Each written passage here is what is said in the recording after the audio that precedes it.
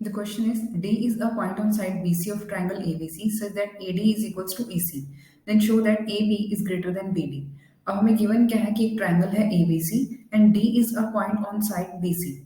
D एक पॉइंट है साइड BC पर such that AD is equals to AC, यानी कि A और D को अगर हम ज्वाइन करते हैं तो AD will be equal to AC. Then show that AB is greater than BD, कि जो ये AB है वो हमें शो करनी है कि ग्रेटर देन वो AD है, राइट? यहाँ AD है. तो अब देखो इस क्वेश्चन को कैसे करेंगे हम. पहले तो हमें गिवन क्या है, गिवन में हमें लिखेंगे a triangle ABC in which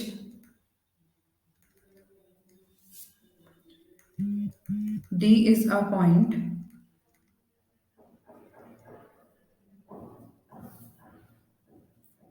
on BC such that AD is equals to AC. हमें प्रूव क्या करना है, हमें प्रूव करना है AB ग्रेटर देन AD, कि जो ये AB साइड है वो AD से ग्रेटर है, राइट? तो अब देखो, अब जब हमारे पास ट्रायंगल्स में इनइक्वालिटी आती है तो इनइक्वालिटी कब अप्लाई हम कर पाते हैं कि अगर AB ग्रेटर देन AD है, कब होगी? जब angle opposite to the greater side is greater, right? यानी कि जो AB के अपोजिट वाला एंगल है, AB के अपोजिट एंगल C, राइट, और AD के अपोजिट एंगल ये भी C है, तो यानी कि यहाँ से जो हमें दिख रहा है वो इसके अकॉर्डिंग तो सॉल्व होगा नहीं. अब जो गिवन है हमें उसकी भी तो हेल्प लेनी है कि AD और AC इक्वल है. तो बेसिकली हमें यहाँ पे पहले एंगल्स में रिलेशन दिखाना होगा. एंगल्स में जब रिलेशन बनेगा देन उसके अकॉर्डिंग हम ये साइड्स के बारे में लिख पाएंगे, ठीक है? तो अब देखो, अगर टू साइड्स इक्वल हैं तो उनके अपोजिट के एंगल भी तो इक्वल होंगे हमारे पास, right? In triangle DAC triangle में हमें ये गिवन है कि AD is equal to AC है. तो इसका मतलब क्या हुआ कि angle 1 is equal to angle 2 है. रीजन क्या लिखेंगे? Angle opposite to equal sides, angle opposite to equal sides. इसी इक्वेशन 1 मार्क कर लेते हैं. नाउ अब देखो ये जो एंगल है, देखो अभी हमें इस एंगल का भी रिलेशन बनाना है बिकॉज यहाँ पर AB की बात हो रही है. तो अब यहाँ पर जो एंगल B है, ये ट्रायंगल ADB है, तो ये जो ट्रायंगल जो एंगल ADC यानी कि जो एंगल 1 है वो इस ट्रायंगल के लिए एक एक्सटीरियर एंगल है या नहीं, है ना? तो इसके लिए हम क्या लिख सकते हैं नाउ, यानी कि अब इसका रिलेशन बनाना है हमें.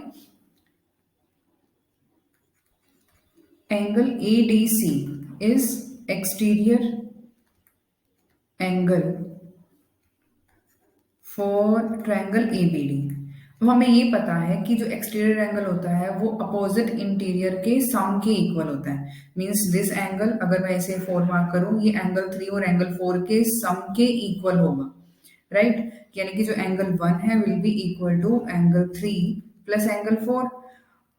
दो को ऐड करने पर एंगल 1 आ रहा है, तो अगर मैं सिर्फ ओनली ये लिखूं कि जो एंगल 1 है will be greater than angle 3, अगर है 4, क्योंकि दो का सम किया हमने तो ये अकेला 2 के बराबर है. तो अगर मैं यहाँ से हम इसको एक को हटा देंगे तो ऑब्वियस है ये ग्रेटर रहेगा ना उससे, तो angle 1 will be greater than angle 3, ठीक है? और एंगल 1 हमारे पास किसके इक्वल था? एंगल 1 हमारे पास एंगल 2 के इक्वल था, तो यहाँ से हम इस एंगल 1 को रिप्लेस कर सकते हैं एंगल 2 से. Angle 2 is greater then angle 3. इसमें हमने यूज किया है इक्वेशन 1 का. तो अब देखो डायरेक्टली रिलेशन हमारे पास आ चुका है. अब बीच में एंगल 1 को भूल जाओ, ये एंगल 3 है, ये एंगल 2 है, ठीक है? ABC. तो अगर 2 ग्रेटर है तो 2 के अपोजिट वाली साइड हमारे पास लॉन्गर होगी. तो दिस इम्प्लाइज, क्या लिखेंगे इसमें हम? 2 के अपोजिट साइड है AB will be longer than 3 के अपोजिट साइड है AC. बट हमें तो AB और AD में रिलेशन प्रूव करना है. पहले इसके लिए रीजन क्या लिखेंगे? Side opposite to larger angle is longer. Side opposite to larger angle is